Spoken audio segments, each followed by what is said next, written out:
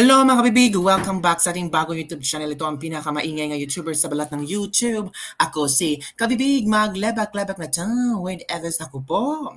Binagyo ang Central Luzon at alam nyo ba kung sino ang unang rumusponde? Natural, ang ating VP Sara Duterte, the Office of the Vice President. O eto kabibig ha, ipapanood ko sa inyo, ipapakita ko sa inyo kung gaano kabilis ni VP Sara. Tapos, questionin nyo pa yung budget niya. Office of the Vice President. Ito. Kung sino pa talaga yung maagap sa pagresponde, sila pa ang naistanggalan ng budget. Kumusta mga congressman? Franz Castro, Raul Manuel.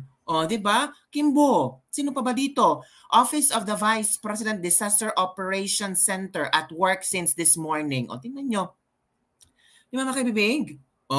Office of the Vice President. Rescue na. Nandyan na. Tingnan nyo.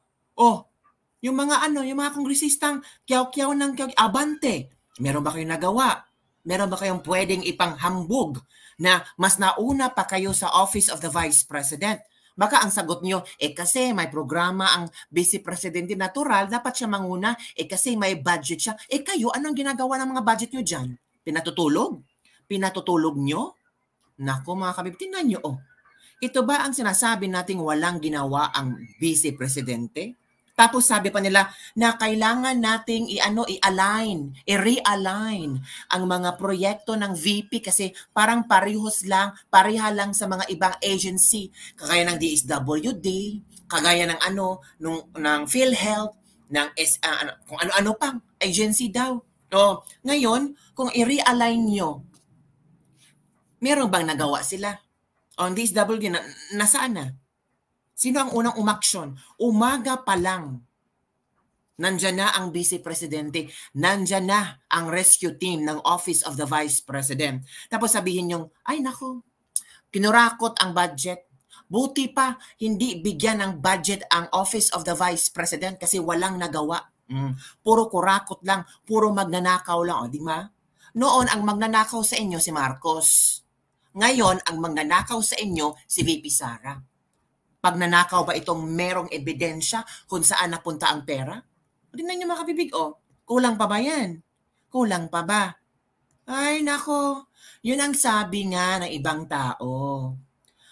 Mas mabuti pang nakikita sa gawa kaysa puro dakdak lang. Puro question, puro pang criticize sa ginagawa ng VP.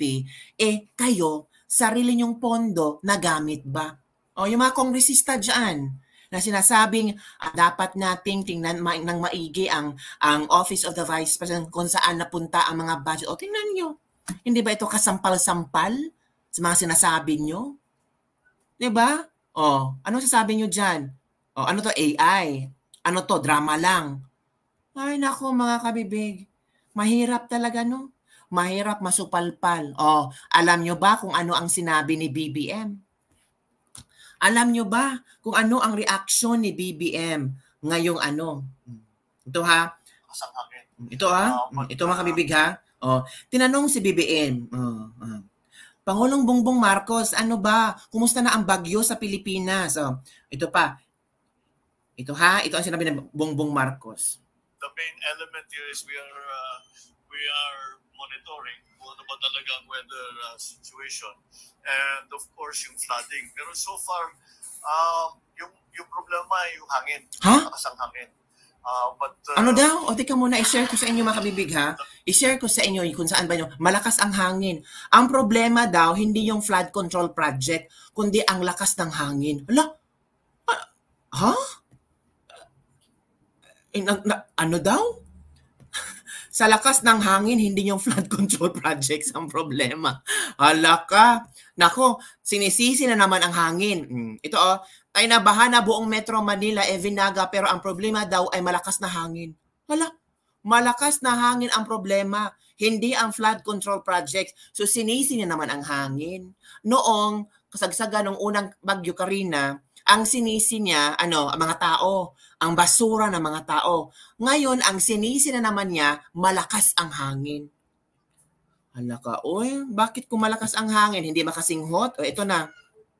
The main element is we are monitoring kung ano ba talaga ang weather situation. And of course, yung flooding. Pero so far, yung problema, yung hangin. So hindi pala flooding yung problema, ang hangin pala.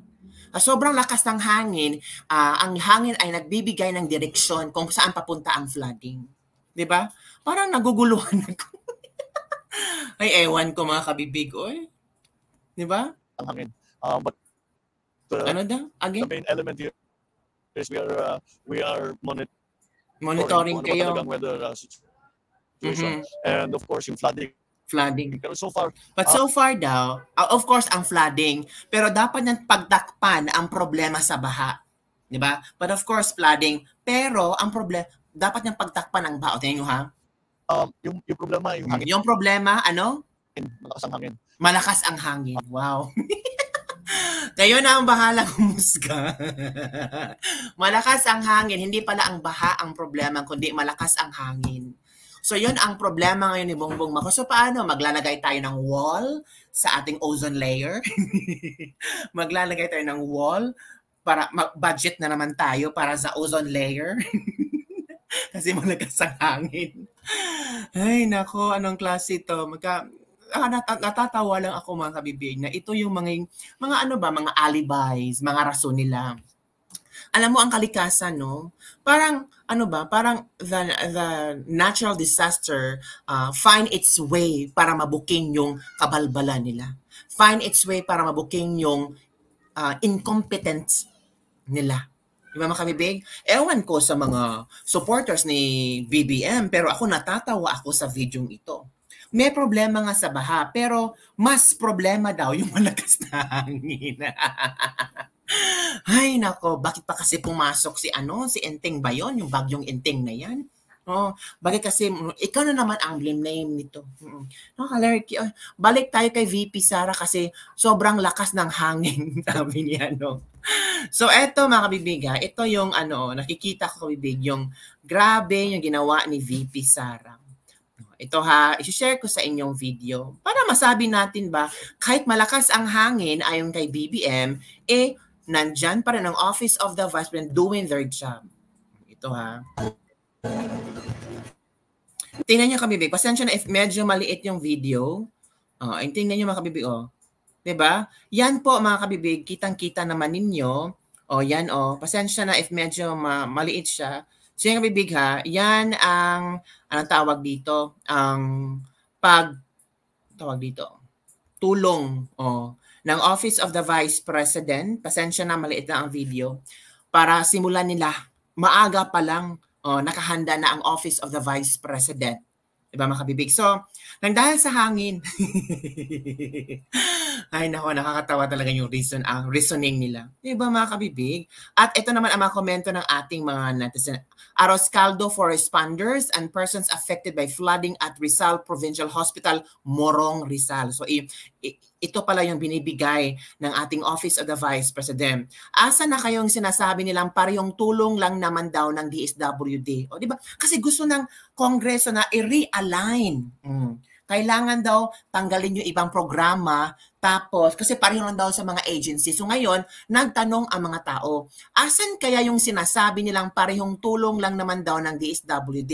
Di ba laging nauuna ang pagresponde ng OVP? Hindi kaya dapat ang pondo ng DSWD ay ilipat na lang sa OVP. Total mas ninanakaw lang sa inyo kaysa napunta sa tao.